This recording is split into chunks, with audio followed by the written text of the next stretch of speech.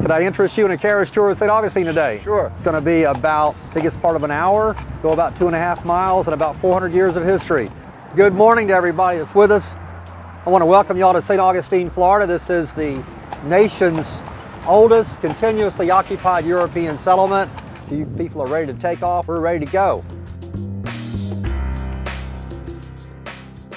Also here to the right-hand side of the carriage, we're passing by a replica of the north wall.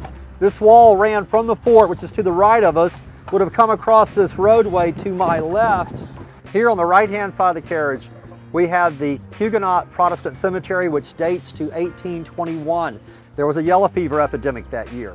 Sometimes entire families passed away. The cemetery, of course, today is the scene of a lot of ghost stories in the evenings. There's all kinds of tales that can be added to or embellished about the Huguenot cemetery.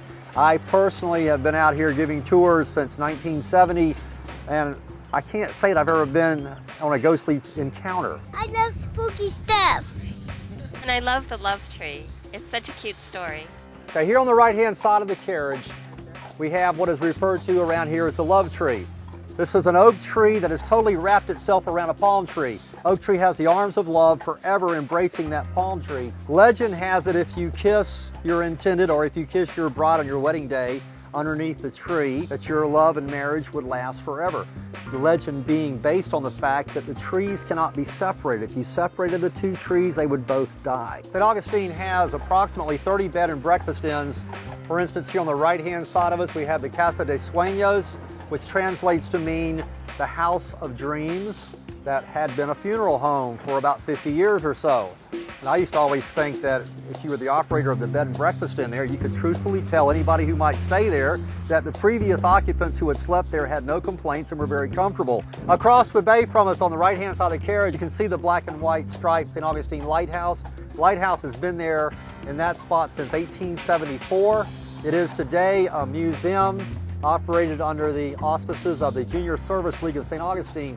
This particular lighthouse looks similar to the Cape Hatteras lighthouse, except for the fact the Cape Hatteras lighthouse has a black top, the St. Augustine lighthouse has a red top.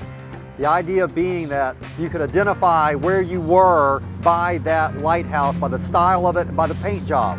At night, the particular sequence of the flash of the lighthouse would tell you which lighthouse you were passing by. In other words, the lighthouse here is on a 30-second flashing sequence.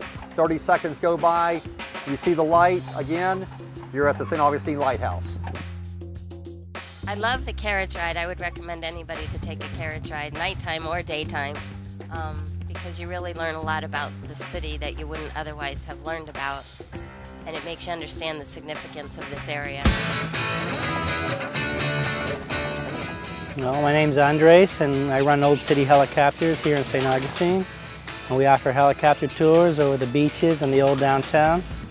And we get people of all ages and families and couples and kids. And well, we've been doing this since May of '04. And in that time, we've flown between 8,000 and 9,000 passengers. Seeing the city from the helicopter is really quite unique. I mean, you drive around the streets and you see things from the ground, but there's really nothing like seeing it from the air. It's really the one and only way to really see the whole thing. We invite everybody to come on down and take a helicopter ride. Everybody should do it. It's a lot of fun, and you remember it for the rest of your life. Well, welcome aboard Schooner Freedom. Welcome to St. Augustine. Give you a neat perspective of how we and the other sailors in the centuries before us got to view these beautiful waters and surroundings. These schooners, in 1820, the United States Navy built 5 schooners that are very similar to what we are sailing here today. And the schooners were built for fighting slave traders and pirates. Fire starboard cannon. And so this schooner is on the same dimensions as those, same sail pattern, and we do everything the same except that we use an engine to leave the dock and go through the bridges.